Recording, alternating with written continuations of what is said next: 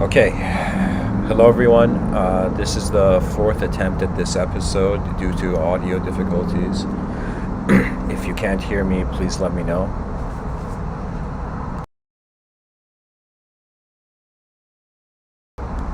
That means if there's no sound, just send a message in the chat. Anyways, hopefully it's audible and I'll continue the episode. So, I thought about speaking about emotions. Yesterday I made a note to dedicate an episode to it.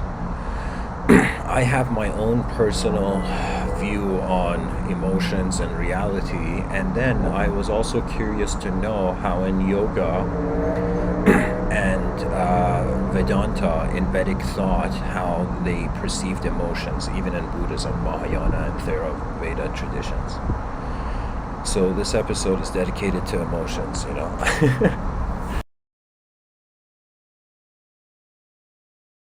If by any chance I do get emotional in the episodes, just it's for the episode, guys. Anyways, to dive into it. We start off in this world as a phenomena, and we understand this phenomena as an energy. So ultimately, life, in its most simplest view, is energy. Now, this energy has reached a certain point in the evolutionary hierarchy where it is not only aware of its environment, it can make decisions upon the environment and has even developed the complexity of interlinking an image with sound and an internal symbol. So our species is a very complex, intelligent activity, and when we come to comprehend it, emotions are a part of that. They are like a way of looking at the world. And hence I've written emotional truths, beyond empathy and emotional truths, there are human beings on this planet that the way they live, or I should say there's creatures on this planet that the way they live is they observe the landscape, have all the information to some degree, to the best of their ability, accessed, and then they make a decision or they respond to the environment. And then there's people, I should say this, and then there's people who they do not care about the outer realms as much, and so the meaning of their life is being fueled by how they are to themselves, which makes them a very emotional creature on this planet. That means if you center all the meaning of life on just the individual's going to be like too much pressure. Oh my God, So that's a very key point, that in life there is also modalities of perception where phenomena is interdependent in its meaning. The concept in the chat section where in the title where I've written Vedana. I've also written in this episode. I'm also going to be reading notes I've made from before.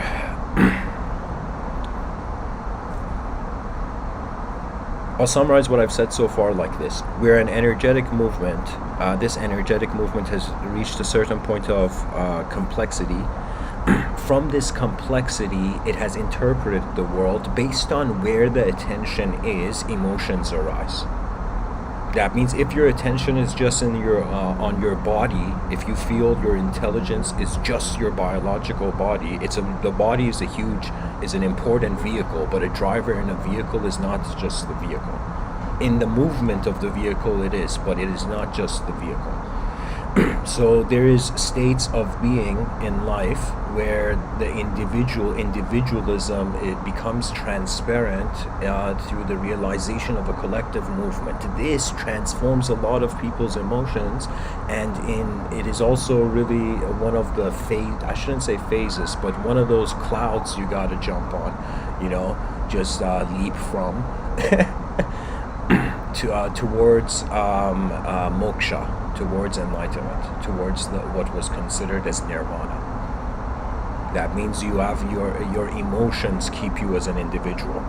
We are like an animal, and this animal has desires, and based on how possible the desires are for it, emotions arise.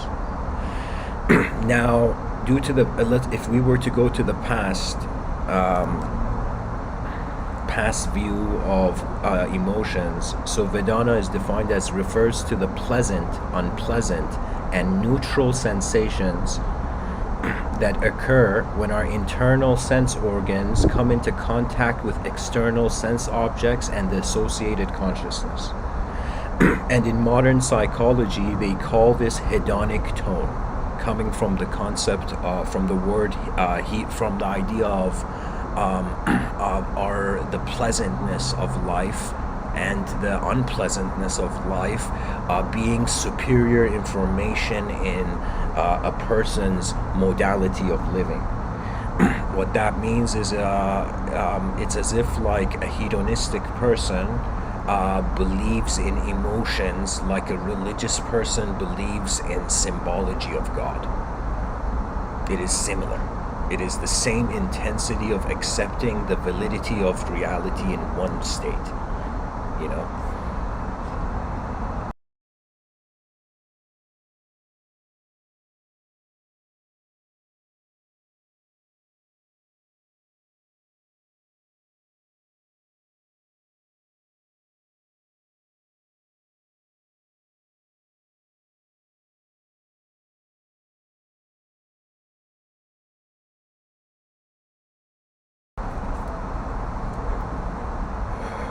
Okay.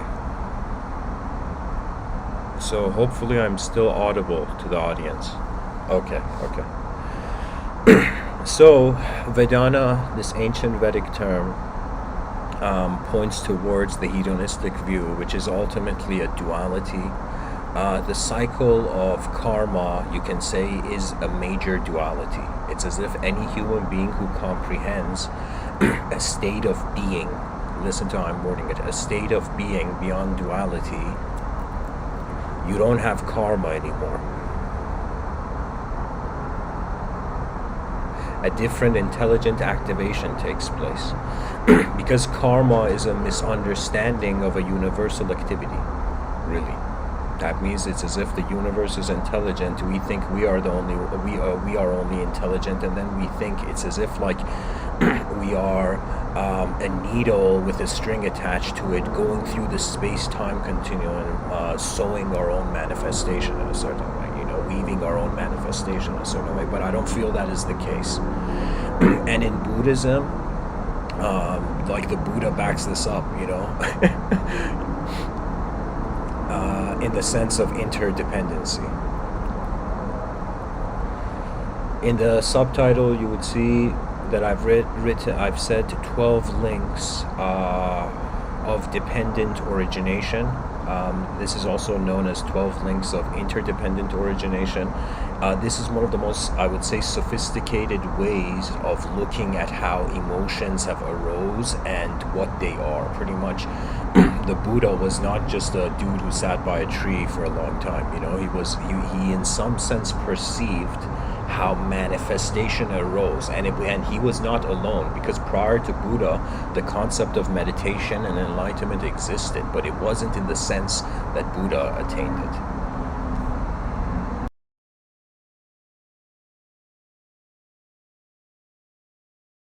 So Vedana is, Lorna in the chat section says, what does that mean? Vedana is just, I assume you're referring to Vedana. Vedana is just the ancient Vedic term for sensations, and it's a suggestion that when consciousness accesses a world, its reaction, no, I shouldn't say reaction, its response to that lead to its emotions.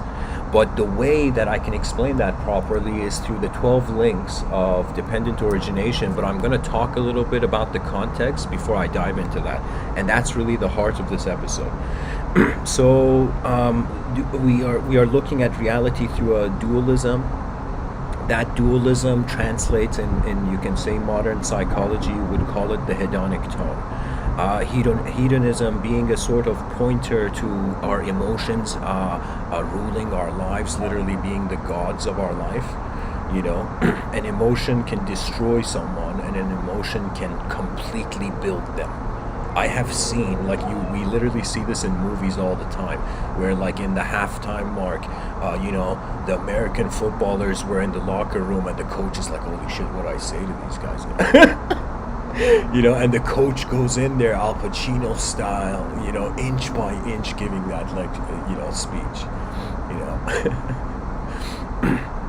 And what is that speech? That is one human being at a different level of perception that accesses a different emotion, sharing emotional, the image of that emotion. And in sharing the image of that emotion, the moment you can visualize it in your inner realms, you can be it. In the outer realms, let's say if you want to be an astronaut, you can't just become an astronaut. Do you know? But in our inner realms, you can envision yourself as an astronaut lost in space. It's like the mind has such an ability when it comes to inner phenomena. I say it like this: that the unique thing about imagination is that we can move it, we can wield it. It's literally like there's a sword and shield in our hand, and it's as if like the shield is the biological body and the sword is the mind, is the inner realms, is your ability to visualize landscape. That means once you look at something, you're getting information from your realm. What are you doing about it, right? So every moment becomes your teacher. It's kind of like how the Sufi mystic poet named Hafez, he has this incredible quote. This quote literally is just super enlightening. He says, "How do I listen to others?" That's the quote. He says, "How do I listen to others? As if everyone is my cherished master speaking their last words." What that means is this human being walked on this planet in a way where everything was fascinating. Why? Because everything is not here alone. It's so easy to put a box on our head, but if you're born with a box on your head, then to take that off becomes a very advanced thing to do on this planet. People think spiritual people are just saying kumbaya, running by the beach, feeling enlightened. It's like really what it is that we are getting serious with we are playfully getting serious with what is going on. And this is an incredible, I would say this is a strategy I have pretty much lived through. Because the playfulness aligns the emotions, keeps them relaxed, and then the psychology demonstrates itself in whatever fashion,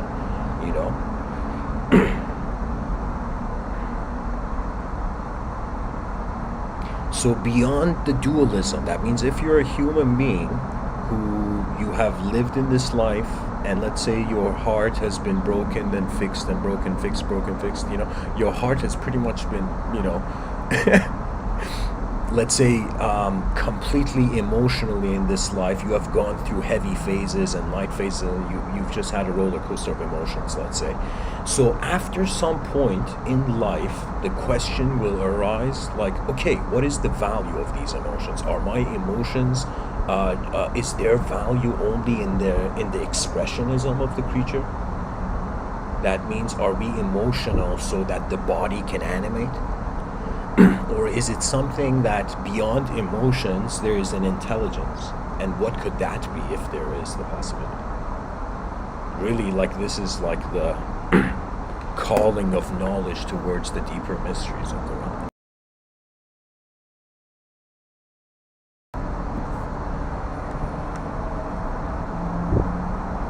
So, to keep walking on the road of this talk,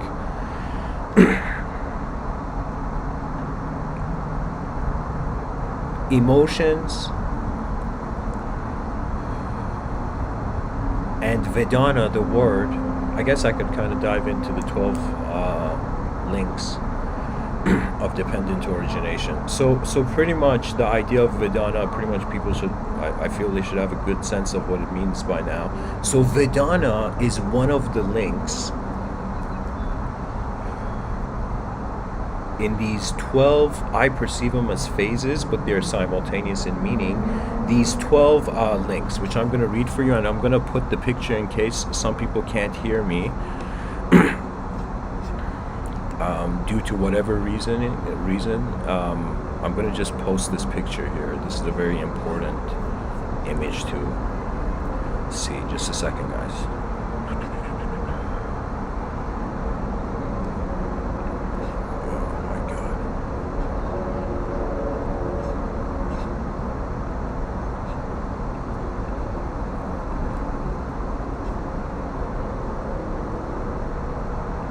There we go.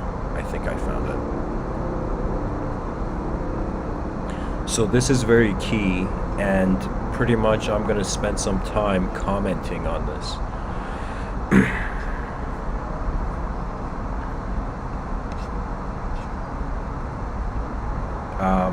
People can make the screen full screen to see it.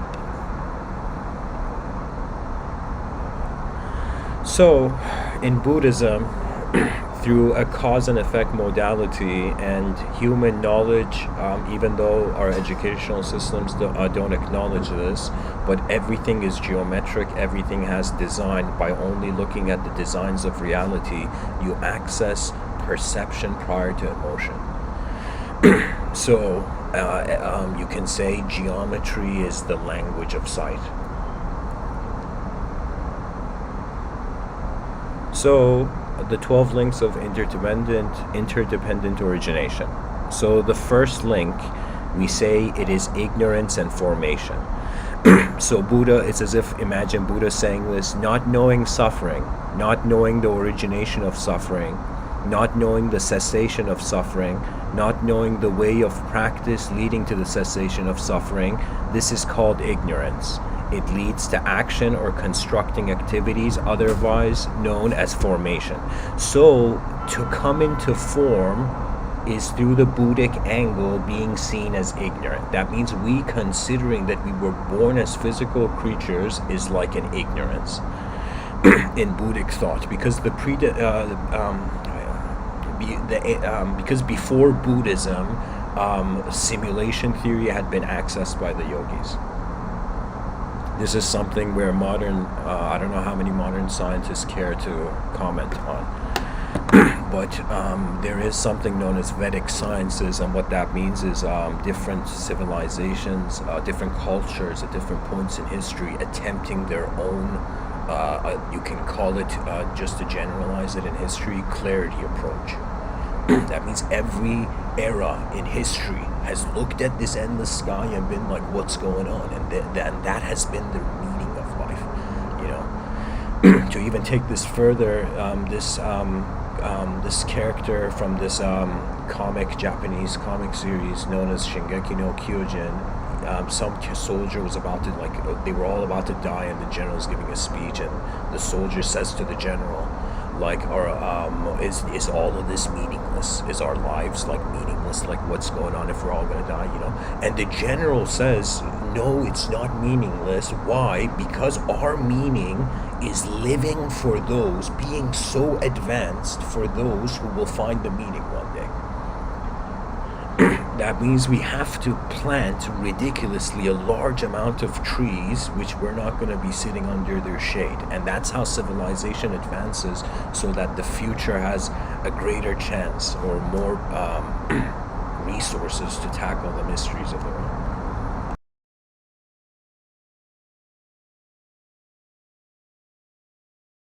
Anyways, there's ignorance. Ignorance is a causal position. And from ignorance, there is formation. So from form. Now, from form, there is consciousness. And from consciousness, there's name and form. I'm going to read these, then I'm going to tell you how I've understood them. So, the next row from formation to consciousness. The disordered actions of body, speech, and mind that arise from ignorance, attachment, and aversion. The moment after we create a disordered karma, the action itself has passed and is gone, but it leaves on our stream of consciousness an imprint that remains there until it either manifests in the future as a favorable or unfavorable experience depending on the nature of the original action, or is otherwise disposed of. Out of formation, consciousness arises. So from formation, there is like a ridiculous memory allocation, and from all those memories, a self begins to arise. And when it says name and form, this is one of the coolest things. And guys, this whole thing I'm reading, that I'm commenting on the screen, this is the 12 nidanas of Buddhism. You know, they're like, you know, definitely when you see a Buddha statue next time, you know, just take a moment of silence, you know, to notice the interdependence of everything. So then we go from consciousness to name and form. So right now I'm going to pause at these 3 links, and this is where I'm going to share a metaphor. So when I was reading this, guys, and trying to get a better sense of how they perceived it back in the day, the idea of how things just originate, how things arise. You see, in my inner realms, I tried to see an event. So in my inner realms, I've just, like you could say, movie level, like film level quality in my inner realms, I perceived this orb of light hitting our planet like a meteor, and this orb of light being intelligent, and the first thing it does, like a person drowning, like advanced intelligence drowning in a, you know, inferior state, you know, let's say a person drowning, is like they try to hold on to something. So the impact of an intelligence, which was like, you could say it's the original awakening, the zero awakening. So I saw in my inner realms this light hit the earth, kind of like liquid like light, and this liquid light engaged with form. So the first thing intelligence did on earth was like, okay, I'm this, I'm this, I'm this, I'm this, I'm this, and da memory began to become in some sense formed, right? So this intelligence, you know, like a chemical reacting with its environment, began in some sense taking shape. Now this is where karma comes in. People think karma is just a human ideal, but it's just all the things that have piled up to be you right now, you know, to be the moment right now.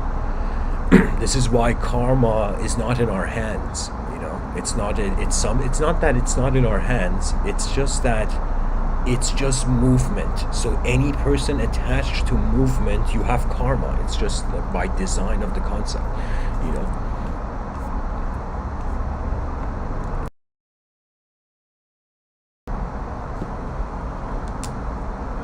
So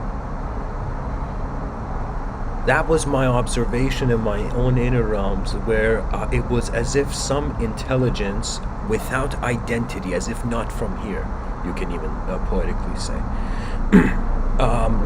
reacted to the earth by becoming as much of it as it could, and as it became all of that, at some point there was enough of a form and a separation. Do you know? That means as if there were 2 sorts of extraterrestrial, poetically I'm saying this, I mean I shouldn't even say poetically, just this is an abstract thought, you could say, take this as a thought experiment. But in my inner realms I was trying to fathom, trying to visualize that, okay, there could have been an initial extraterrestrial impact, the original consciousness, and then due to the ignorance of this original consciousness of where it has landed, which is the first link, it had a secondary, let's say in an abstract way, extraterrestrial impact. The secondary extraterrestrial impact were not of those who emerged, though it's of those who have been, right? So just like how we see past, present, future, the moment we're an individual, that modality becomes accessible to us as time. So the past could have attained eternity. In the future, they can attain eternity. They could have, in some sort. So this would mean the dismissal. That means before history went into the future, the past was no longer the past to itself, which renders transcendence beyond the language threshold, a concept I've created to fill out that moment in life where you see direct experience and its domain is much, it transcends the linguistic simulation that we have hovered through so far, navigated through so far. Like I'm telling you, when I say we are creatures of language that have just appeared in the middle of nowhere, I'm not kidding. Literally, I mean, I respect universities. I love the architecture of some universities, but when I look at the universe, due to its dynamism, it can't be taught. Like, what can be said about an endlessly changing world? It has, like you could say, a majority of it is experiential engagement, and certain moments you're just like, you find an ivory tower to look at the realm to, or imagine you had jetpacks in the future. Imagine a person had a tough day at work and they come home, they put on a jetpack and they're just out in the sky and they're angry, shouting, getting rid of their anger in the sky, and they come down with the jetpack, and then they're nice, a nice person at home. So the future can walk in so many ways. So pretty much I'm saying the notion of spirit guides is the suggestion of the second impact, the second extraterrestrial influence. But these are just ideas, guys. I'm kind of painting a picture where, like a painter, each stroke of the brush is precision. That's it. So all I'm doing is I'm sculpting my vision as I speak.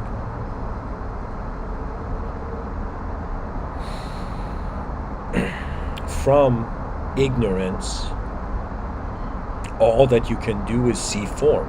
That means ignorance is like emptiness of a cup, and form was the water that was poured into it. So ignorance led to form. Form led to an individual manifestation where we were walking on the earth. From form, from that individualism of body, there came a point, I call this the subjective evolution. They don't teach it in schools or anywhere because people don't consider that we're a multidimensional entity. Excuse me.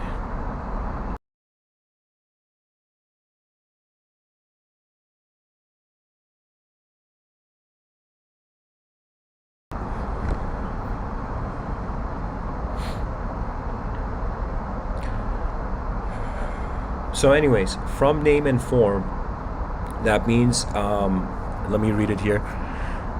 The continuity of the mind stream, which carries imprints, later helps them ripen and manifest, similar to how seeds are sown in a field. However, not only must seeds be sown in the mind, they require proper conditions for them to grow. Hence the importance of the Eightfold Path and practicing the Dharma. Eightfold Path is Buddha's pretty much strategy towards enlightenment. And you can say the Dharma is pretty much what's happening to you, your cut of the cake of karma. That means in this reality where we're existing, it's like what's happening to you not only has a value to you, but it has a value to your civilization if that moment can be used to advance something. I'm just waiting for a future where the coolest thing, I think we'll all realize it. I think I'm just an early bird. That the idea of the advanced civilization is the most interesting idea on this planet. Nothing else can come to that. Do you know? In the outer realms. In the inner realms, it is, I would say, advancing communication beyond the language threshold, which means we transcend subjectively mindhood. So it's as if you were a body, been there, done that. You were a mind, been there, done that. And then, whoa, what am I next? And that's where universal intelligence begins. Or as Maharishi Mahesh Yogi would say, starting from after sensory consciousness, you go to transcendental consciousness, and then from transcendental consciousness, it was God consciousness, and then unity consciousness, cosmic consciousness. God consciousness is again another part of one's journey on this planet, where they begin having a relationship not with just themselves, other individuals, the physical inanimate realm. They will also have a relationship with the whole moment as its life. So when you realize there's something intelligent and alive here, it's as if every person is like a glowing mystery. Really. When I look at human behavior, like my conclusion so far is that we're antennas. So a person, if we were to somehow connect this idea to emotions, if you're an antenna, based on the type of antenna you are, based on how you hold yourself, emotions arise and knowledge happens. You can say there's information is everywhere. It's just that what we call learning or intelligence is how that information is in some sense managed and processed. How that information is concluded.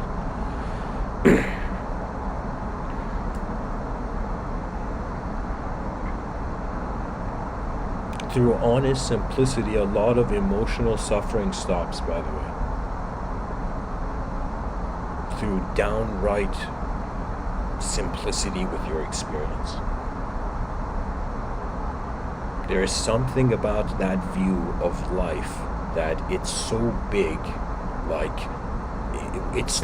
I'll say this, life is so big, you stop caring for your own emotions even at some point. It's so fascinating. There's so much to see, so many combinations of geometry, like an orchestra, where the geometry of physical design alongside the sounds and also alongside the inner realms. That means we literally, every person I find, every human being, you have 3 levels of intelligence that are occurring simultaneously. One level being the physical, one level being the non-physical, and these are energy based, so you got to take care of your biological body. But then we go to the 3rd, which is the witness of energy prior to image, prior to language.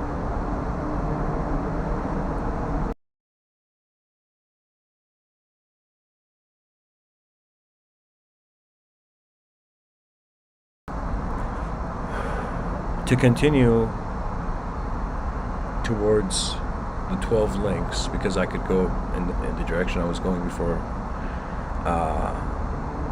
I'll say this. There was, let's say, nothing going on, ignorance. Something happened, form took place. So intelligent form began, or form began moving. As form began moving to a level of complexity, it became consciousness. That means it's noticing itself.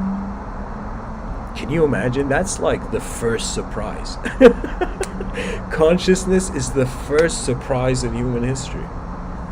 Just awakening to a world.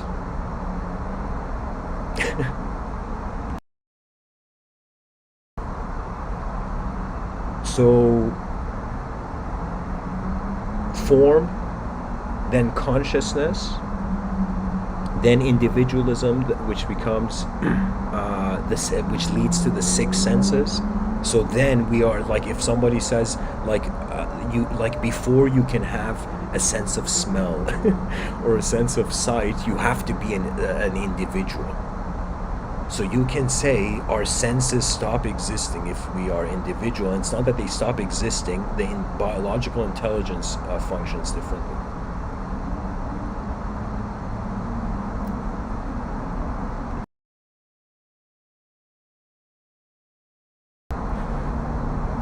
I would recommend people, listeners in cyberspace, to read as many Lao Tzu quotes on this planet as they can.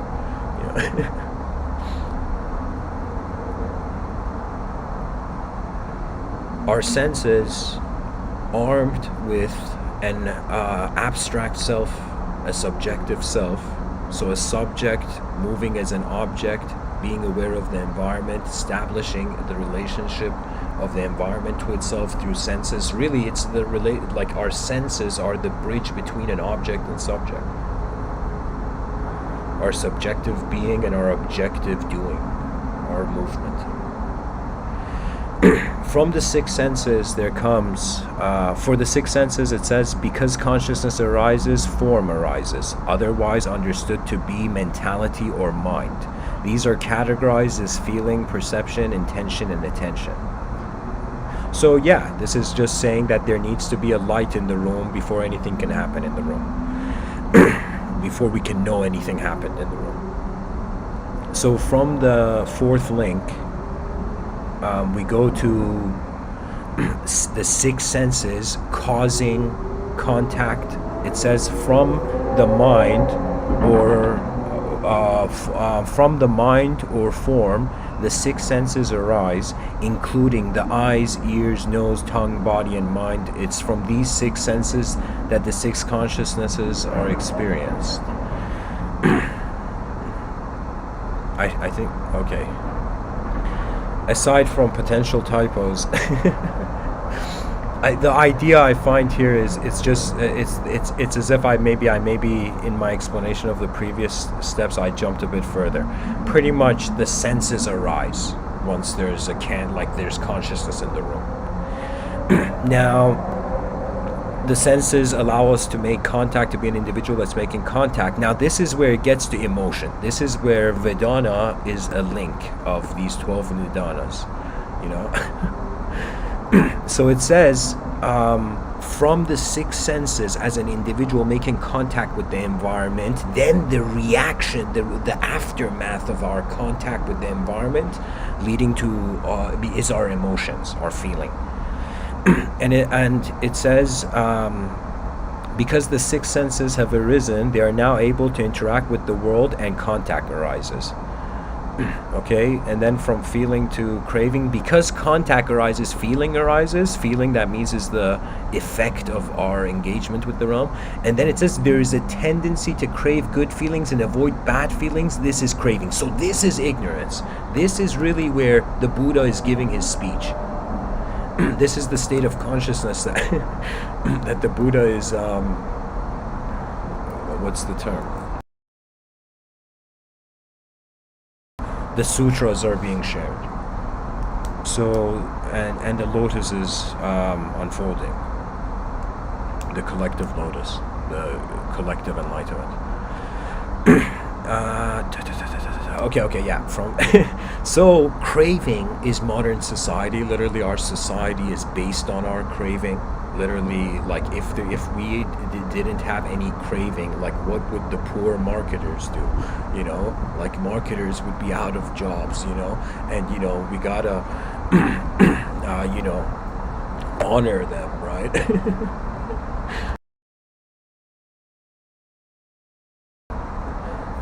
You know, the educational knowledge is going to, like a Trojan horse, infiltrate marketing, and there's going to come an era of honest and smart marketing. We are the pre-phase of that. I'm just throwing that prediction out there. That it just makes the most sense that honesty is the fastest route for clear information to flow.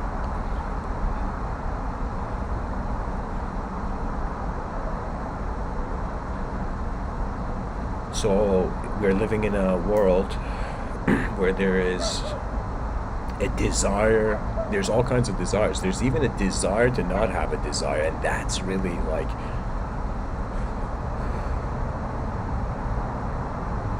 one of those moments where the only way you can stop your desires is by realizing what is actually here is not that.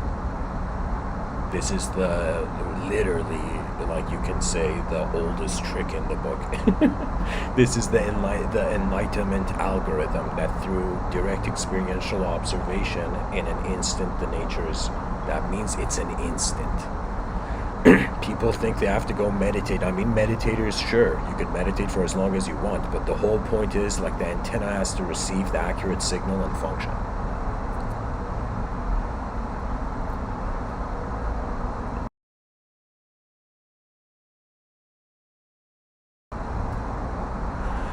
We go from craving to clinging.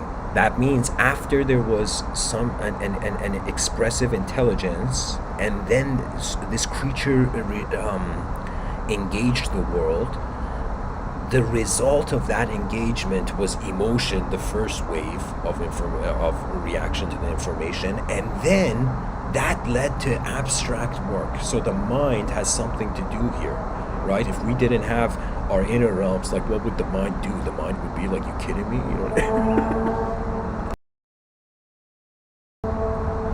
So clinging is the suggestion of the unfoldment of memory in this evolutionary animal at some point in history. Like the sophistication of memory. It says here, because there's a pain and pleasure, there's a tendency to crave good feelings and avoid bad feelings. This is craving, I think I read this. And then from clinging, there's becoming. Because of our tendency to crave, we now cling to that which feels good and try to avoid that which feels bad. This is where clinging, otherwise known as attachment, comes from. There are 4 types of clinging. That means 4 types of attachments to this world.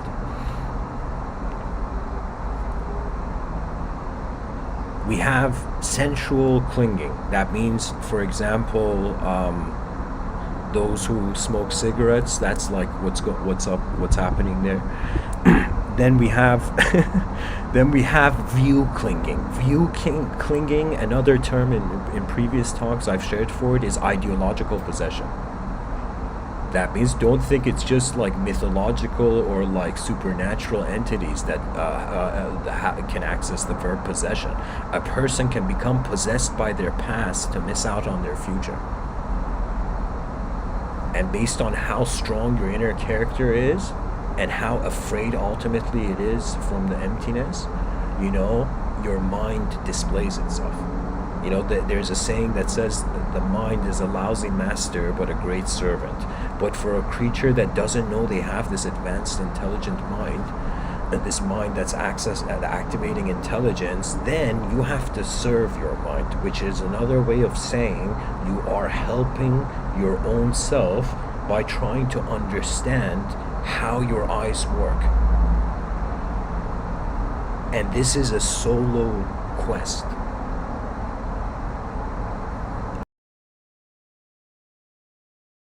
Like literally the teacher's gonna be like, the last thing I could give you is a mirror. When you realize the mind is alone, there is a supreme thing that happens. There is no such thing as peace, and all the inner and outer realms instantly become peaceful. Literally, like suffering is a storm of perception. And especially in our inner realms, we become hopeless. That means your inner realms are not active. You know, they're not active enough. So when your inner realms activate, it's incredible. We have to be able to be detached from our physical phenomena. We have to be able to detach from non-physical phenomena subjects. And also, we have to realize the one who is being detached from all of this is the whole moment. And then freedom has found you before you have found it.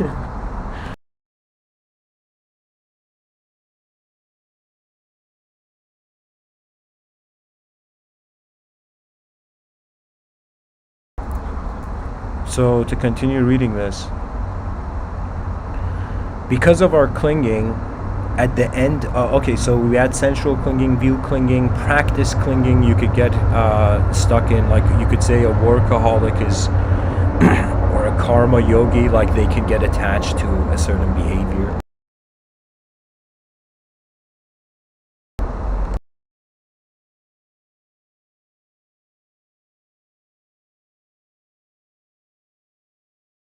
You can say a person who is, their work is repetitive every day, is the same repetitive task, then it's as if, like, how would I say it? That is a sort of practice clinging. That means, let's say that person who's flipping burgers all day, that's literally being attached to that activity. That means we ultimately choose, like a bird, where our mind goes. Like, that's just like the most basic view of reality, that our attention is piloted by us, by the self. And in the outer realms, like an Iron Man suit, our sense of abstract self, our linguistic self is like our name. So my real name is Amin. So Amin is like my ideological Iron Man suit when other creatures want to pinpoint me in the crowd, So, but to myself, I am not a creature. In the outer realms, we are creatures of one language, but in my inner realms, I've reached a point where, like, my days are not, even though I give these talks, but when I, like, throughout the day, there's an incredible level of just silence. And this silence is very profound because it is literally the portal to intelligence unconditional to form. Because fear has to do with the self. I believe it was Saint Francis of Assisi, this very profound person. He had this quote where he said, "It is in dying to self that we are born to eternal life." And I don't know if how many religions take this seriously. For example, in Christianity, we have the concept of baptism, and the idea of like someone born again. Now that's a very unique concept. To be born again means not you're physically born again, it means your state, your mind has become aware of something it wasn't before. And this has nothing to do with the physical dimension of it, because everything, just like how there's light and shadow, we have the subject and object being codependent. That means this is kind of like, you could say, X-ray vision in a world where people think things are independently alone, where you notice their interdependence and it activates endless dualisms, modalities where you could look at things, When I'm really tired, for example, I automate my thinking through geometry. What that means is every idea I hear, I just wonder how many angles of it do I have, can I see? Like if a person held an object in their hand, you'd be like, okay, from how many different ways of it can I see this object, So now you're wondering that about your body that is found in the awareness of your mind.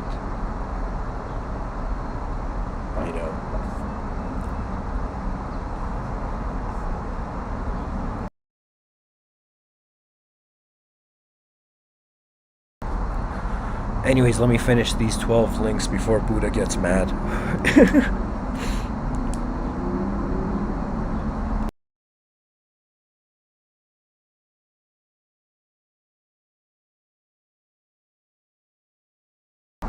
So pretty much, just instant recap, and I'm going to just try to hit a home run here. So we start from the causal position of ignorance. Intelligence responded to some world. Its engagement with the world led to its formation. It's after being a creature of form, it moved around and it noticed that it's being a creature. That's consciousness. From consciousness, the moment it realized it's not, it didn't have maybe the concept of self, but it noticed it's something that it's like a pilot. The consciousness is being piloted, and it can be piloted through the free will, right? So the birth of the free will is like kind of there. And so this consciousness, this awareness to form advanced. It became individual. The moment it became individual, it was individually aware of itself. It could be the six senses had something to connect to. So you could see it as like one line, and then a dot, and then from that dot, the six senses as six simultaneous lines stretching, right? So, and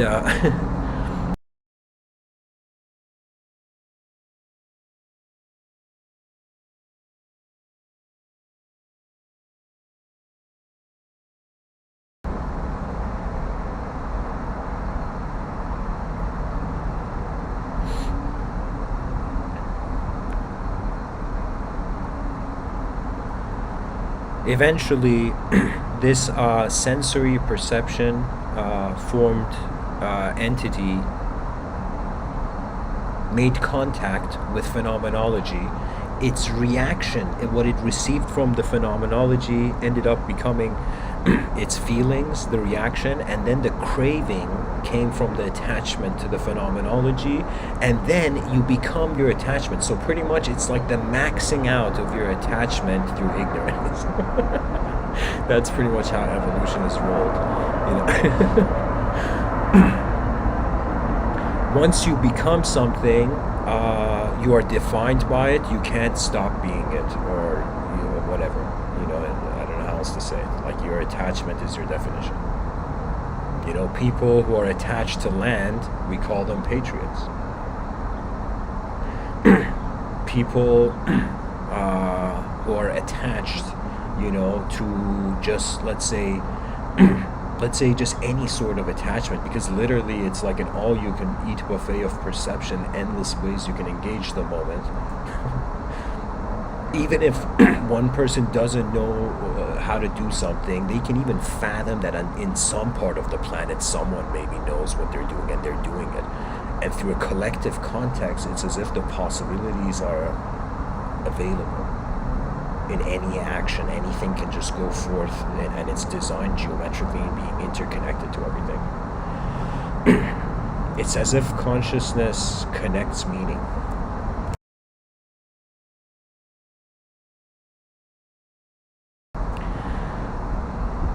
From the six senses there comes contact, from contact there comes feeling, from feeling there's craving, then there's clinging, from clinging there's becoming, from becoming there's birth and rebirth, from birth and rebirth there's age and age and death is the suffering. So it's just like a round circle back into ignorance. So what that means is it's like we are the dream of ignorance, of a universal level of intelligence. Like,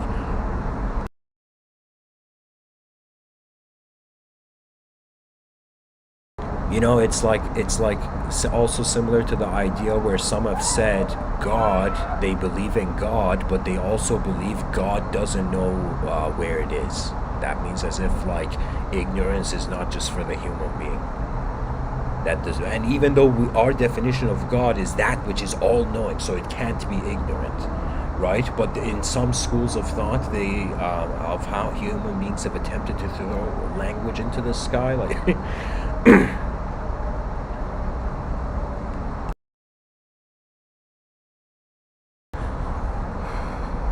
Universal intelligence is either ultimate or oblivious. I feel that, of course, all of this relates to the human personality. Beyond the human personality, I don't know even how to talk about that to the species, really. Beyond the language threshold, it's as if like maybe through an advanced mathematics in the future, and geometry also advancing as its own field, not as a branch of mathematics, maybe we might have technological tools that could kind of create our imagination in a way where it's tangible to us.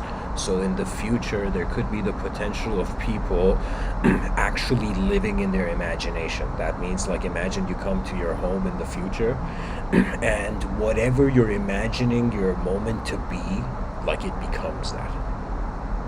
The room, the technology of the house is so intelligent that it picks up your brain waves and instantly adjusts it tries to make the outer realm closer to the inner realms.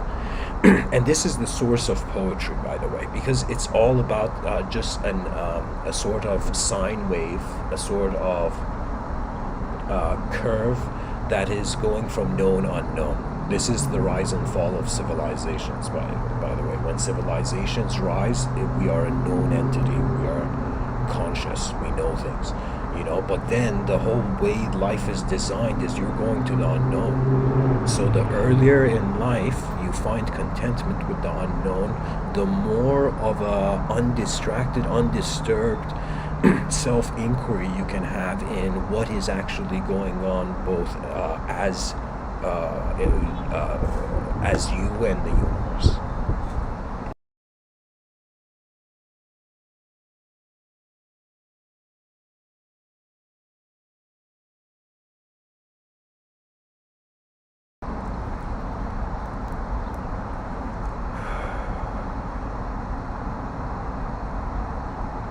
I want to just point out something about the becoming link. I'm just going to read it from there on. It says, because of our clinging at the end of our life, a throwing karma arises and immediately directs us towards our future existence. This special mental action that appears at the final stage of our life is called becoming. There are 3 types of becoming: sensual becoming, form becoming, and formless becoming. It's another way of saying you become an object, you become a subject, or you become the beyond. That's another way of interpreting that. And then from the ignorance we have of, let's say, birth and rebirth, it says birth is any coming to be or coming forth. It refers not just to birth at the beginning of a lifetime, but to birth as a new person, acquisition of a new status or position. Okay, so this is where I have to get into my commentary and opinion on the concept of Mahasamadhi. Mahasamadhi is the idea that an enlightened being consciously exits their biological existence at the end of their life. Now, my opinion on this, and this is such a, it's literally, I have my own comments on it, but I don't share a lot of it, because it is something that is the divine moving first, if it was a chess game. So in Mahasamadhi, the ultimate union of intelligence, the ultimate truth state, you can say, of the temporary creature's life, I would consider it a state where non-humanized movement is also being witnessed. Not just your human story is your life. It's like the world is way bigger than that, you know. Honestly, the world is way bigger than anything I'm saying. You know, I'm just like an ant on a hill being like, yo guys, there's a hill here. You know, like, why? Why are we species on a rock in the middle of nowhere? Why, you know?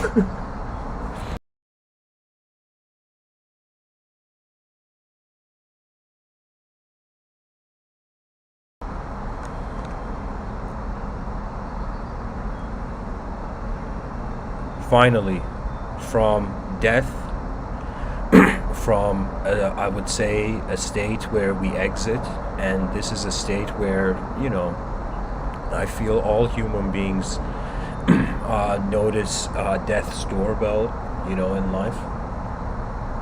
And I have interpreted it in my own inner realms as an exit. So what that means is, as if this world is like a workspace. You appear, and then at some point the office is closing, you know, and like the manager is like poetically the angel of death being like, all right, you know, everybody out of here. So it's that moment where this whole realm, so I feel like my life force, I just feel life in general is like an opportunity for you to paint the unique design you were, and your genetical that genetical torch of you know, DNA every person's carrying. It's like you allow that to express and contribute to the collective greater possibility of the species. Because we could still be in an advanced civilization and the concept of enlightenment doesn't go anywhere. You know, because the remedy, the solution of enlightenment is an instantaneous solution. At any moment in life, a person can in some sense access. Because it's like an antenna suddenly being able to access a new signal, you know.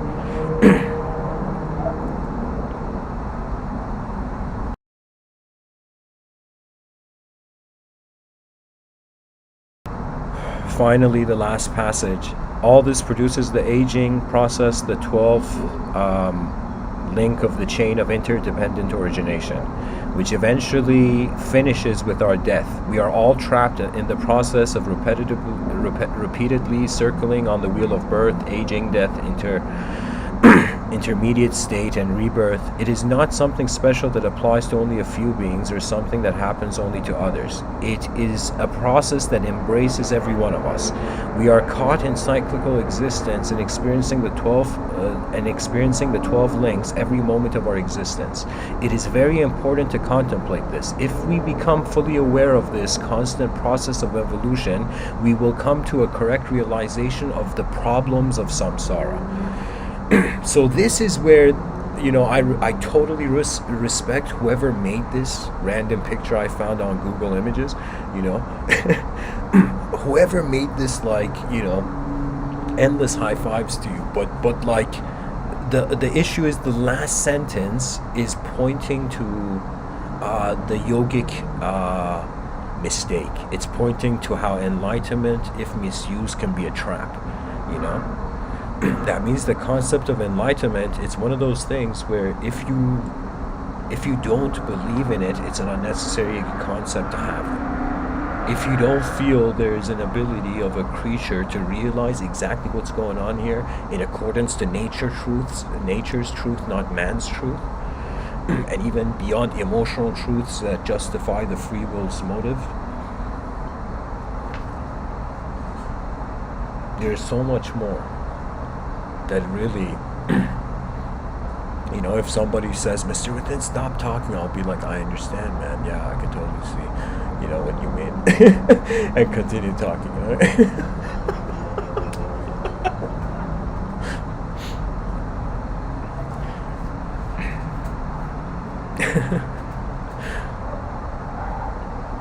Anyways, guys, this whole thing has a circular relationship.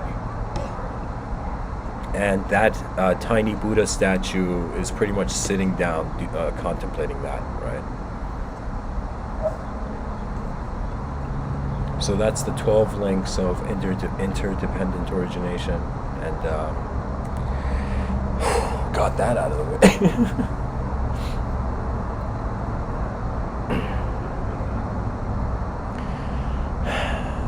What else can be said? People have different, due to our different DNA, just being different creatures, occupying different moments in the space-time continuum. Everybody is unique. It's just, how do we get 8 billion, if the DNA was an instrument, how do we get these 8 billion musicians to begin playing the song of an advanced civilization? This happens everywhere on any rock where creatures can talk. Because progress is like, that word still has like an industrial connotation. I think for many people in their mind, but that's why I'm saying advanced means so ahead of now that we can't even consider our suffering now. That means you're trying to live in a way where it's as far as your mind can fathom the possibility of the realm, and one that can, in order to be the most efficient view, that means it's no longer survival of the fittest, survival of the most efficient view. So it's as if efficiency commands tolerance of all angles of perception, because it can access and utilize all angles. And I don't know if this is coming across the way I'm sharing it to people, but right now, what am I doing? Some moments in the talk, in these talks that I give, I challenge myself to try to go back to the origin of what is going on here. Why is there a breathing animal staring at an infinite void for a little while? That is that is really what is our species doing? Trying to think about climate change. It's the bigger the context, the more instant things would happen. The moment in civilization there is found present and honor. This is missing, right? Maybe cyberspace might bring honor points, as I've talked about in other talks, but in culture and society, but honor is the aim. That means we found the greatest goal to set, right, as a species facing extinction. That means you'll feel there's a level of sadness where the person's like, what if I stop existing in this world? How intense would that be? And then there's a level of sadness where you're like, oh my God, what if in the future my species stops existing? And what if the ultimate advantage is accessible now, but it's not being taken? That means that's the whole point of strategy, the right chess move, or if there's a possibility of a chess move, it must be made, because the whole purpose of battle is the relationship of prefix, of strategy, which is past. So the past is like your strategy. The present is like the unknown, and the future is how far your free will went.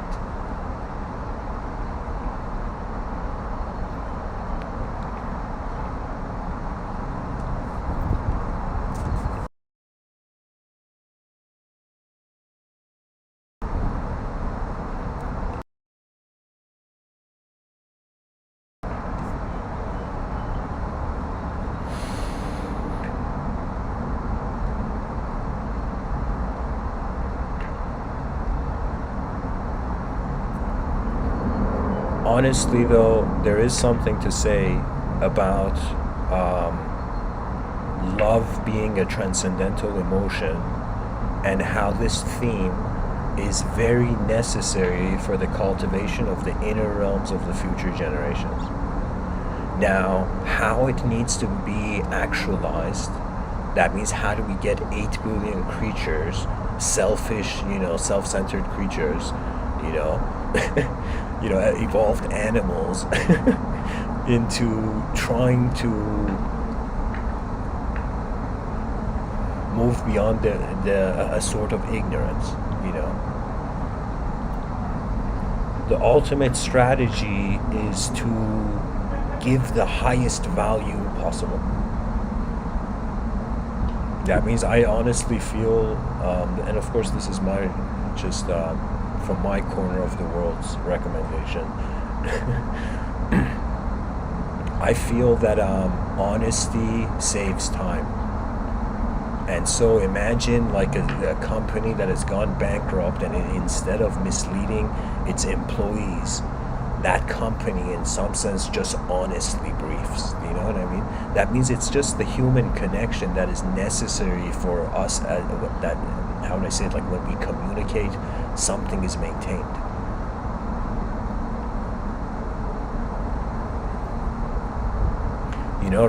There's some quotes on emotions. I think Rabindranath Tagore has an incredible quote on emotions.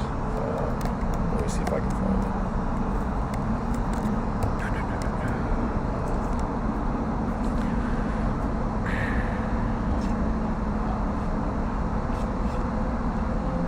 All right, so guys, I'm going to go into a quote tunnel of this polymath in history, this Indian polymath named Rabindranath Tagore, and I think I pronounced it right. So Rabindranath Tagore, you could see him as a transcendental, as a yogic Da Vinci. Yeah, that's a good way of saying it.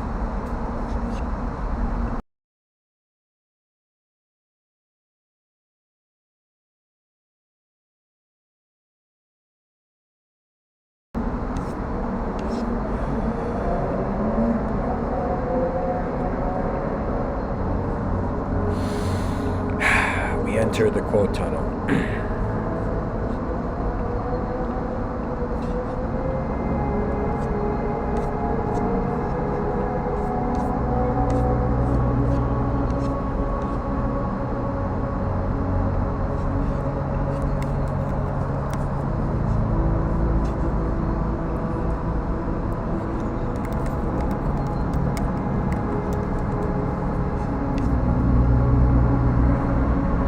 Rabindranath Tagore says, "Clouds come floating into my life, no longer to carry rain or usher storm, but to add color to my sunset sky." Rabindranath Tagore says, "I slept and dreamt that life was joy. I awoke and saw that life was service. I acted and behold, service was joy." That's the future of humanity. We serve what we see as far as we can. because what else is there to do here? Rabindranath Tagore says faith is the bird that feels the light when the dawn is still dark. Rabindranath Tagore says you can't cross the sea merely by standing and staring at the water. Rabindranath Tagore says let your life lightly dance on the edges of time like dew on the tip of a leaf. Tagore says the butterfly counts not months, but moments, and has time enough. And that's something to take in, that a butterfly doesn't have depression. You know? Honestly, butterflies are like alien level of creature, I would say. Like a butterfly is a creature, or I would say like the caterpillar, of course, it's a transcendental insect. It literally transforms. Like it took us 4.5 billion years of gradual evolution, but the caterpillar is like, hey human beings, watch this, you know, it becomes a butterfly. Tagore says every child comes with the message that God is not yet discouraged of man. That means hope is in the future, and it's a key thing to serve. To serve means update. That means everything can update. Tagore says let your life lightly dance on the edges of time, like dew on the tip of a leaf. Tagore says death is not extinguishing the light, it is only putting out the lamp, because the dawn has come.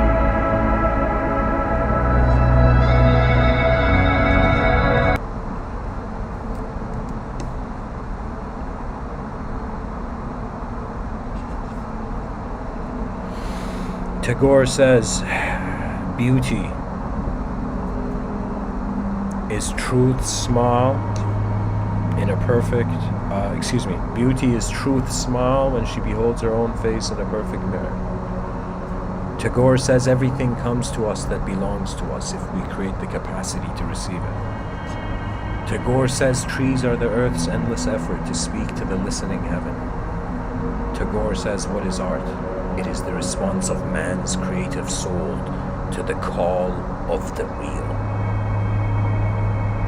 And I think that's a good point to end off the quote on. This is an incredible quote.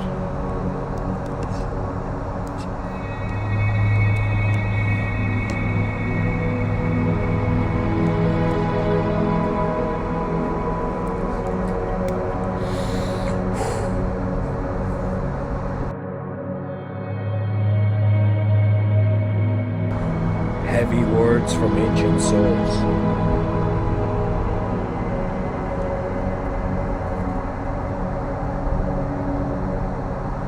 The future must be freed by the past, and the past needs to be honored by the future.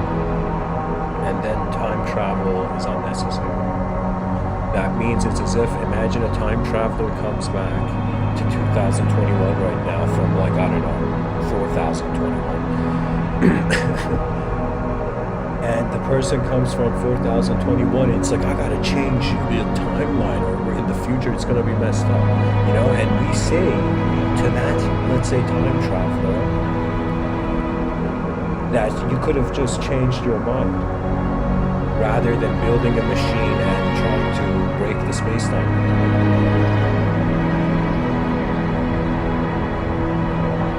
In an instant, the world turns.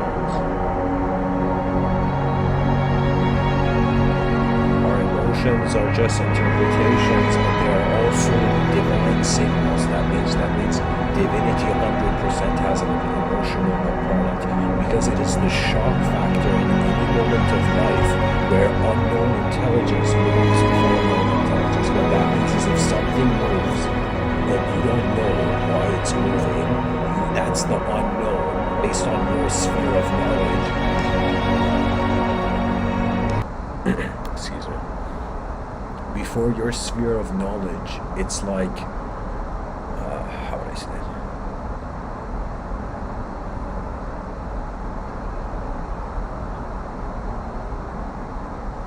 The unknown is the door to truth. That's the best thing I can say. And emotions, important signals, sometimes in life, I'll tell you, If you think that we are a rational creature, we have the impression of ourselves that every moment the person is just calculating everything like a robot, you know. But in life, because there is so many ways you can move, you have to trust. And when you trust, the intelligence actualizes. So emotions can actually be utilized if the person can trust the outer realms and the emotion directs them, you know. Think of the passion in art, for example, the theme of passion in art.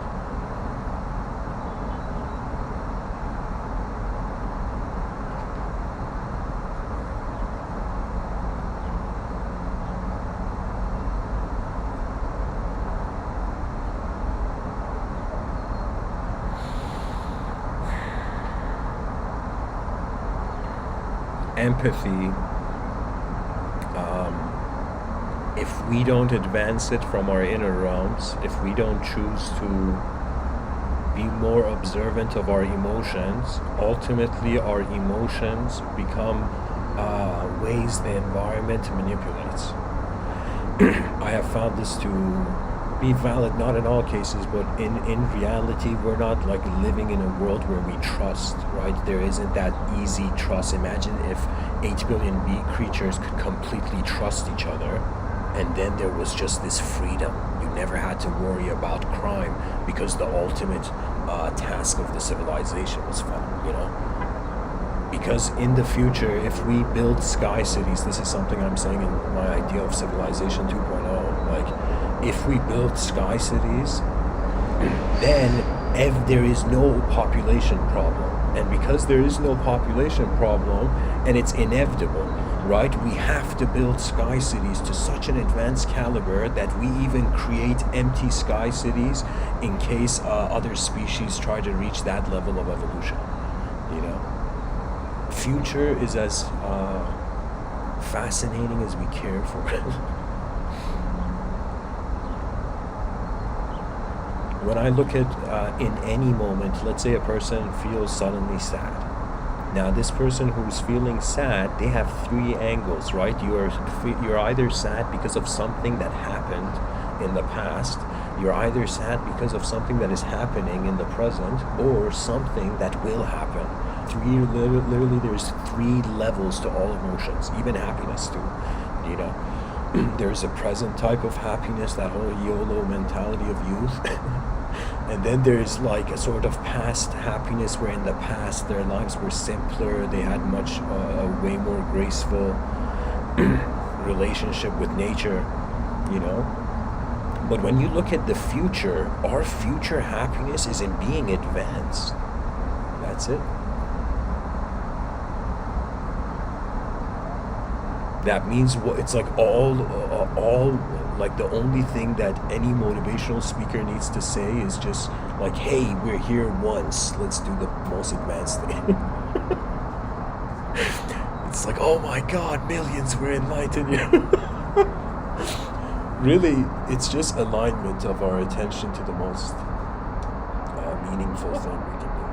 Imagine every person's lifetime is like an artwork. Now everybody's just drawing the art for themselves. But if we could build an advanced civilization, it would require 8 billion points of input, points of design, you know. And you know, we haven't even as a species considered, what if aliens just land?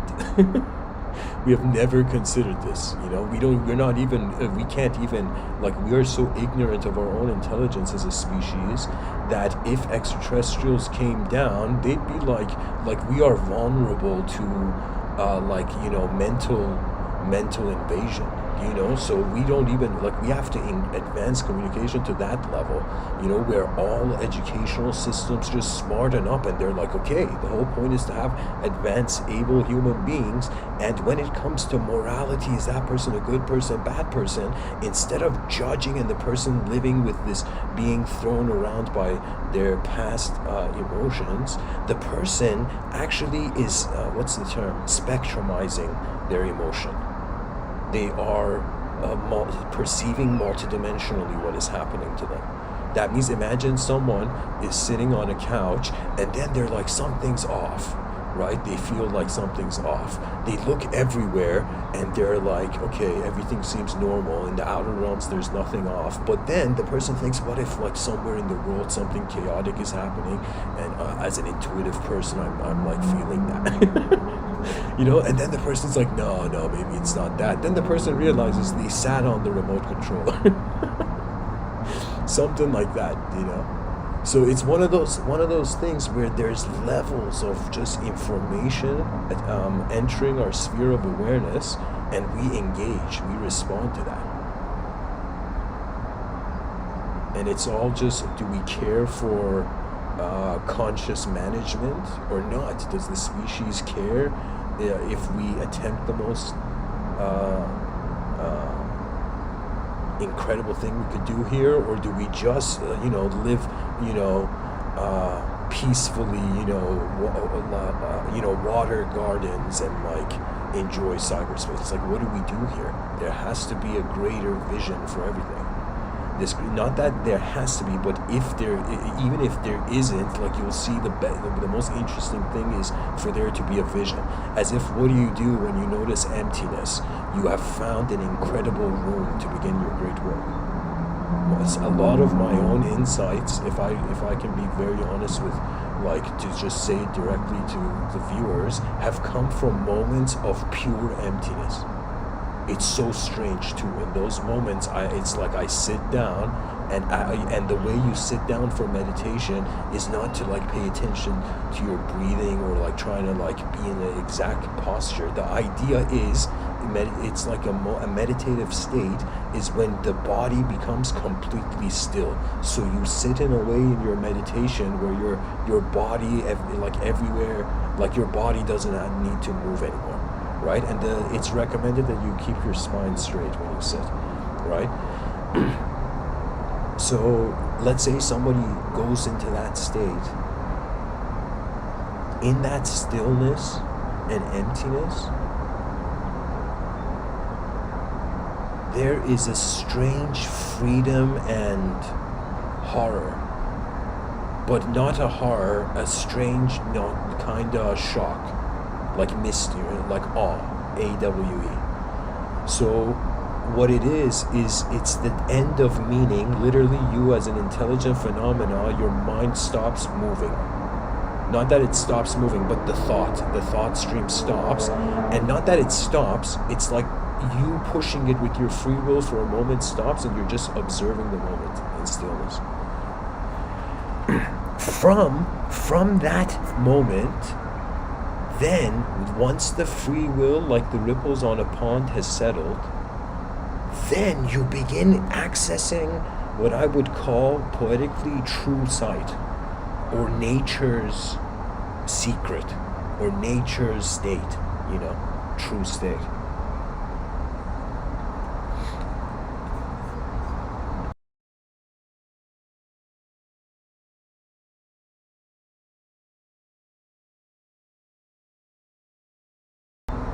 By the way, questions are welcomed, and people, interesting way they can ask questions is try to challenge perspectives, because the way I look at it is that it's just geometry categorized just like staring at a giant library. Like reality subjectively is a giant categorization of sound and image. Now, if the person cares for their emotions, and this is something where, I don't know, when I look at it, it's been some years where I'm not too emotional as a person. That means emotions come and go, but they don't stay. That means that's how I experience emotions. When I was younger, I was like trapped in an emotion, like, holy shit, how many years of my life am I gonna go like this? But now it's as if like emotions are just important signals, because they are moments. Like, imagine you're someone, or even you could say all the love stories in history all the Romeo Juliets of history, it's as if like there was literally a signal. If you saw people as antenna, as if like there in the brain of the human being, there was suddenly a mentality, a perspective, a mode of activity activated. Like that is like we are totally taking for granted what we are, and even worse than that, ignoring it, and pretty much we have stopped playing chess with for a better future as a species. Imagine in the future there's somebody maybe I'll like okay, I'll talk about this idea later.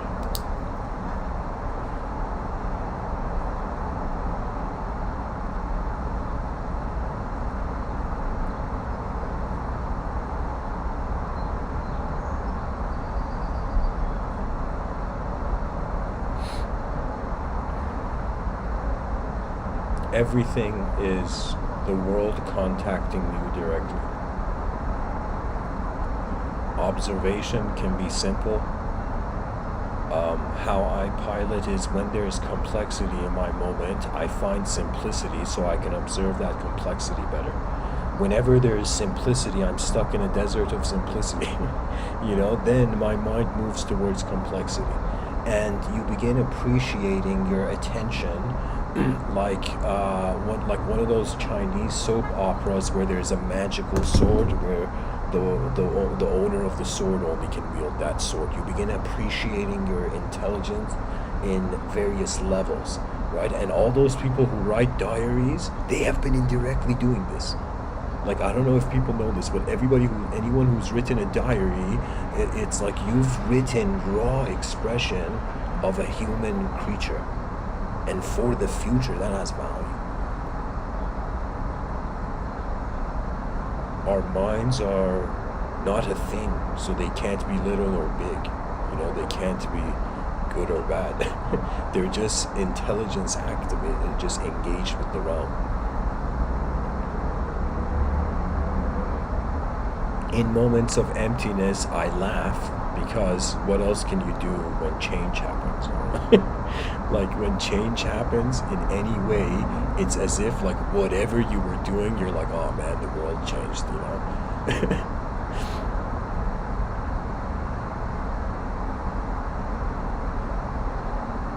I want to also go into a quote tunnel of a person named Sri Ramana Maharshi.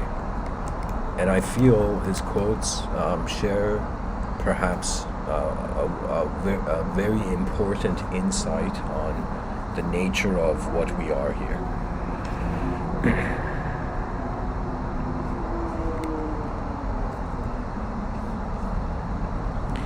Ramana Maharshi.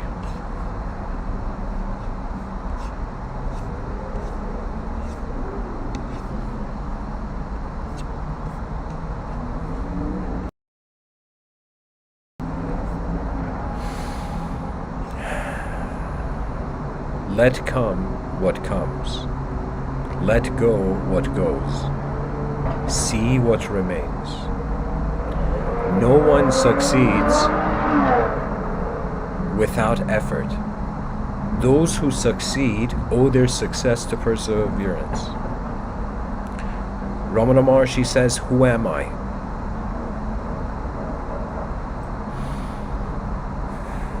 Not the body, because it is decaying. Not the mind, because the brain will decay with the body. Not the personality, nor the emotions, for these also vanish with death.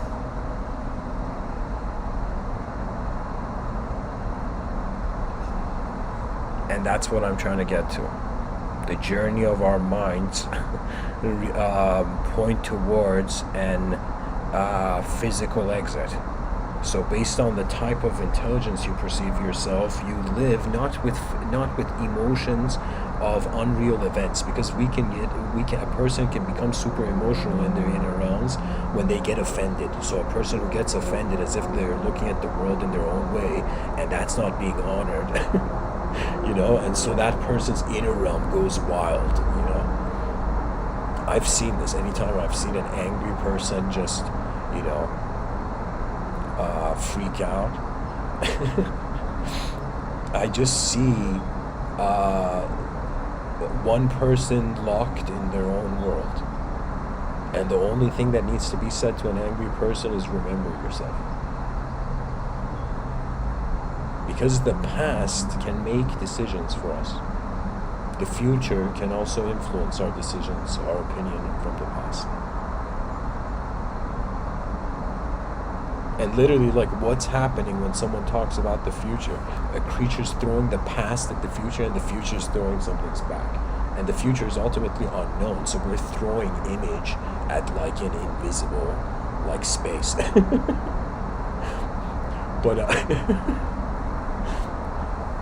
But we have to have the capacity as human beings to realize we're minds. Sri Ramana Maharshi says, without understanding yourself, what is the use of trying to understand the world? Sri Ramana Maharshi says, the degree of freedom from unwanted thoughts and the degree of concentration on a single thought are the measures to gauge spiritual progress. Sri Ramana Maharshi says, the greatest error of a man is to think that he is weak by nature, evil by nature. Every man is divine and strong. You could say every human being is divine and strong in his real nature. What are weak and evil are his habits, his desires and thoughts, but not himself. So that means this is the cool point where you notice your mind is not you. And you'd be like, Mr.Within, are you Morpheus? And I'll be like, no. I'll be like, no. But I'll really, honestly, what it is just noticing what leaves the moment and what doesn't. And that's pretty much meditation. It's just pure, it's the observer observing itself, and it finds inner peace when it can do it comfortably and actually be here.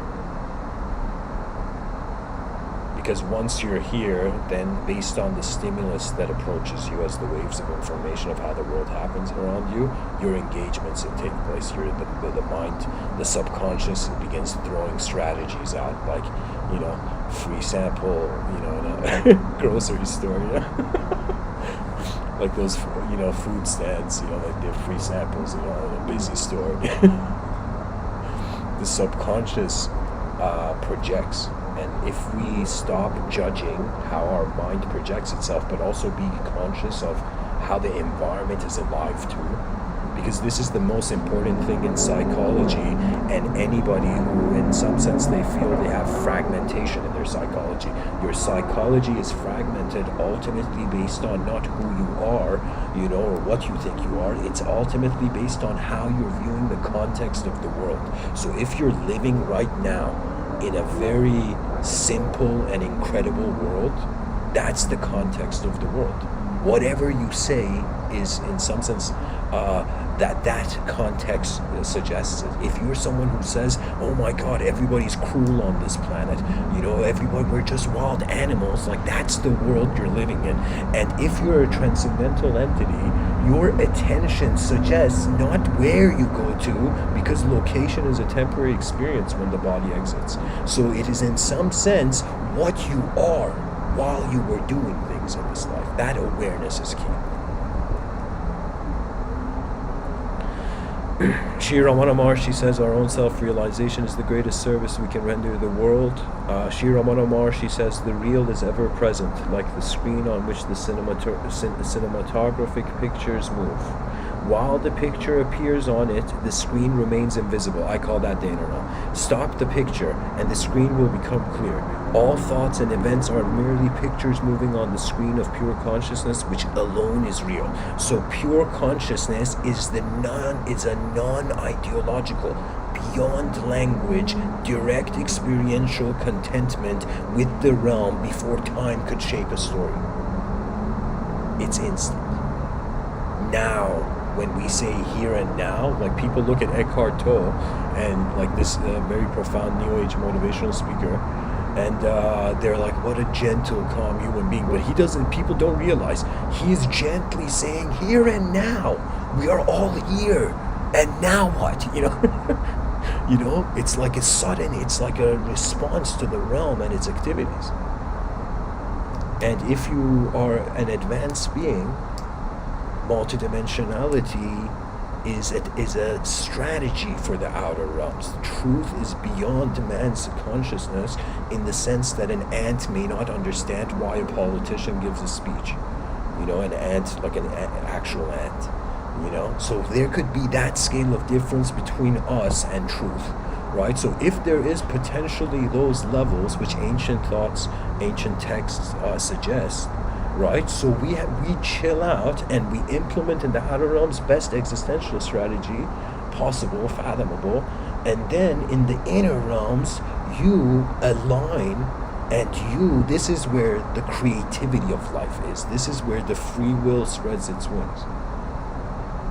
And through choice and through observation, choice, and then action, phenomenology, like the world, a relationship being established with the realm. And it has to do with your activity, because like this was something where I think it was a privilege of just how I was raised. So my background, I was born in Iran, and my father had spiritual perspectives on life, my mother had religious perspectives, and my grandparents on both sides had religious perspectives.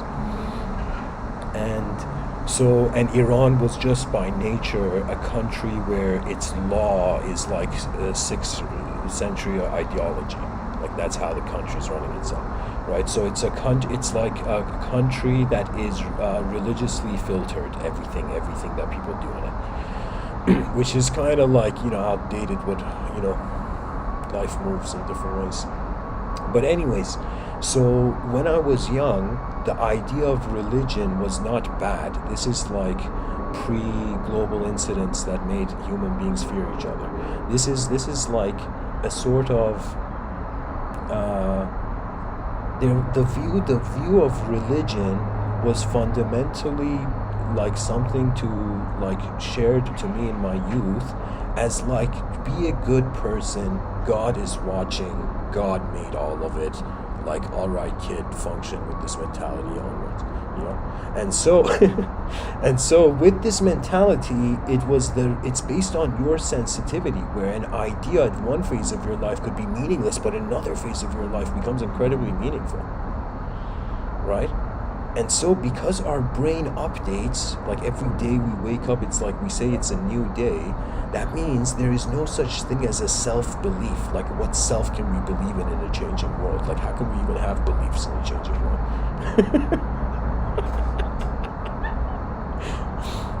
You know? The only thing we can believe in is change, because we don't have a choice, you know? It's just all changes.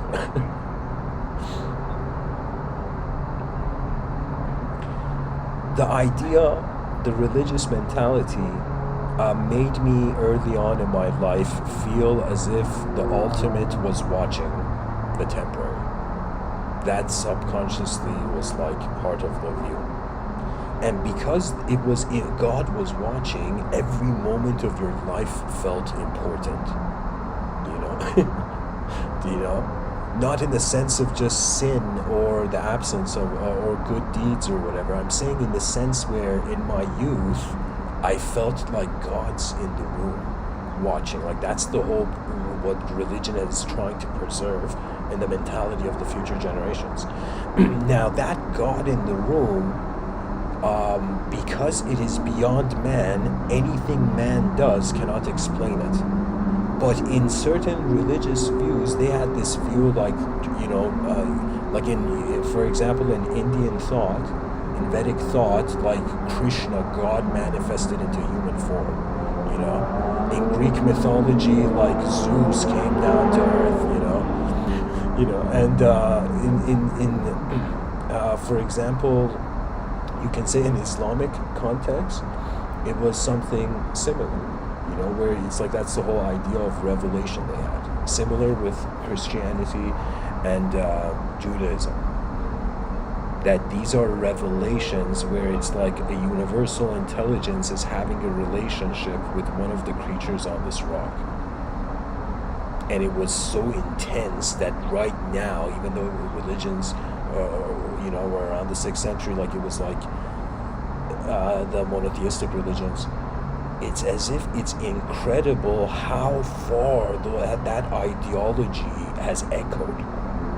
And I think mainly it's because human beings needed some sort of narrative to live in. So it is a traditional mentality, religion is really, I would say, it's as if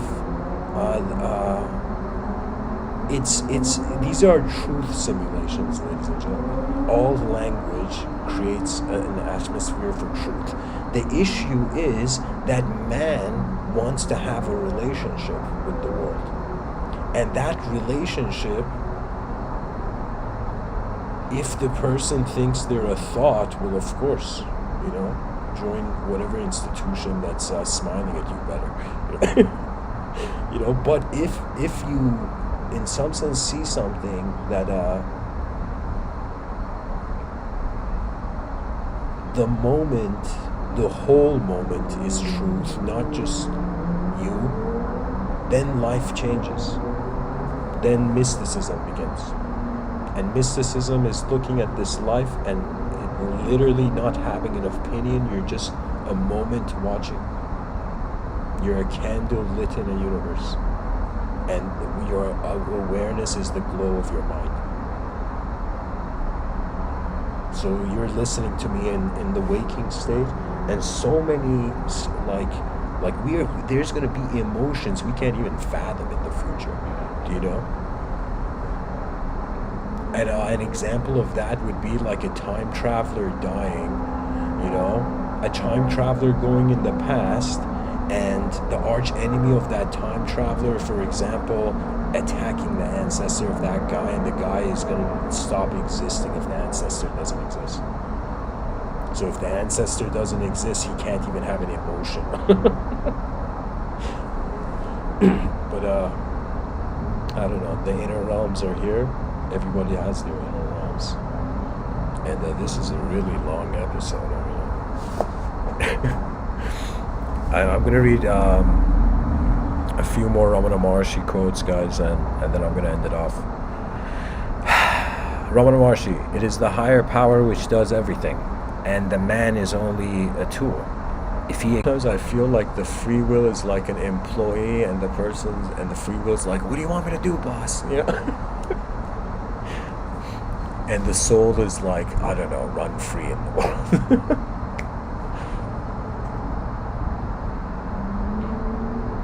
Anyways, guys, thanks for listening. And regardless of how our emotions hold truth,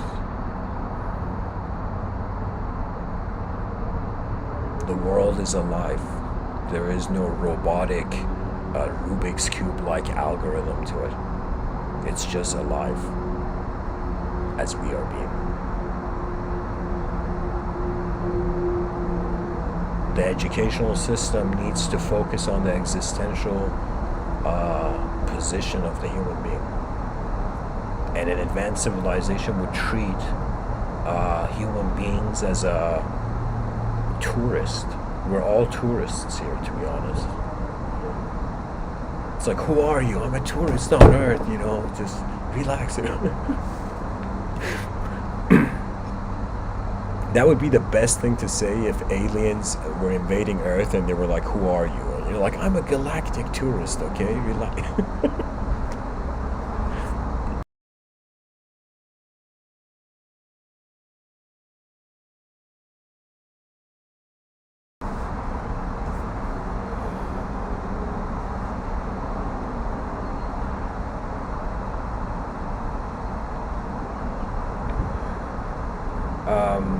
Ramana Maharshi also says you need not aspire for or get any new state. Get rid of your present thoughts. That is all. So that's I would categorize that's the strategy for the inner realms. For the outer realms, I feel the legend of the castle in the sky is getting ready to resurface.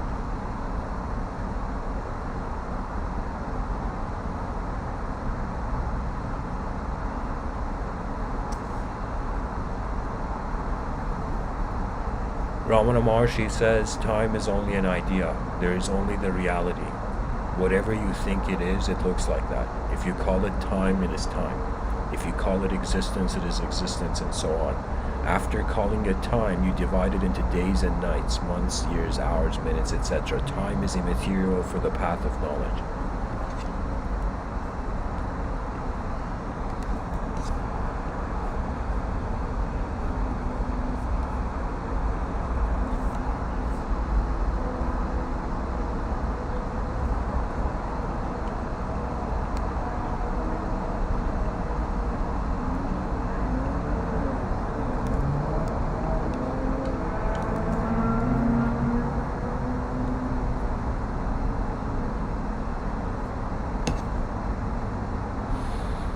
Empathy is important, emotions are important, to share them beyond cultural limitation is important, to be an honest expression on this planet is important, but how it all unfolds is also important.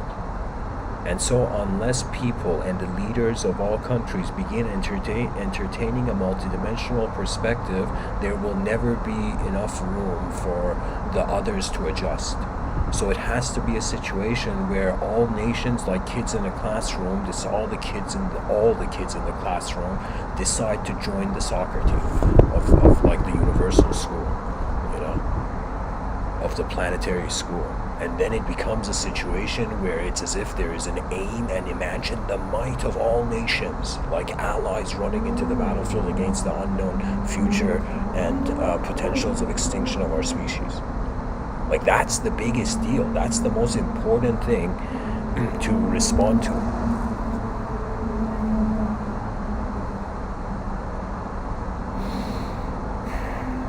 And emotionally, it's okay for things to even be emotionally true, Not everything has to make sense. Sometimes in life, things have to unfold and then the emotions have meaning. That means a person can have an intuitive emotion about the future. Oh my God, a thunderstorm or something, or oh my God, another car sound interrupting the podcast.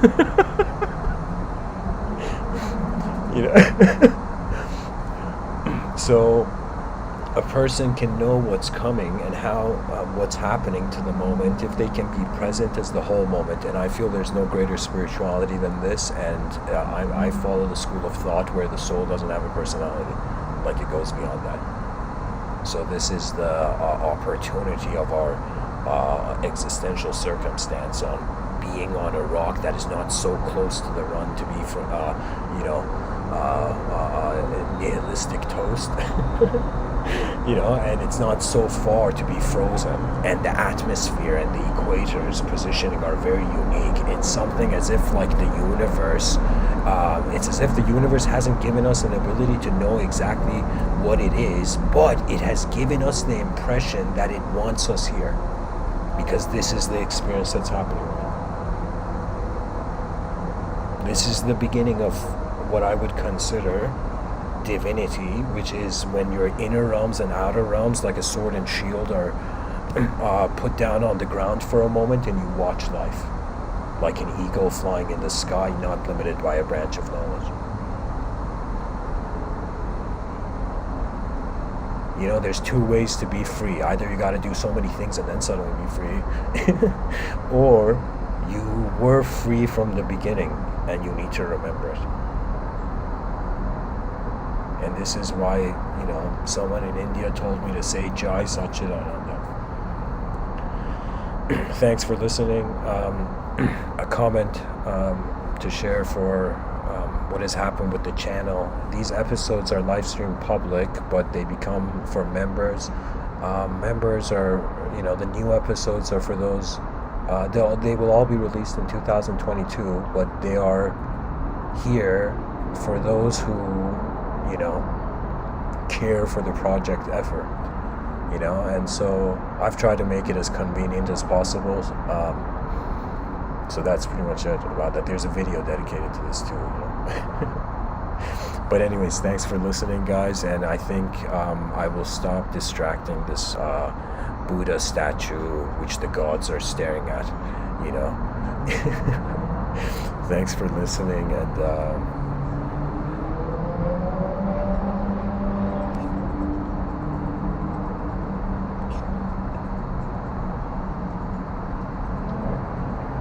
we are free the moment we choose. That's how the free will updates. You have to choose freedom. Who knew? Thanks for listening, guys. This was a long episode. If you've made it till the end, round of applause, much blessings and all this.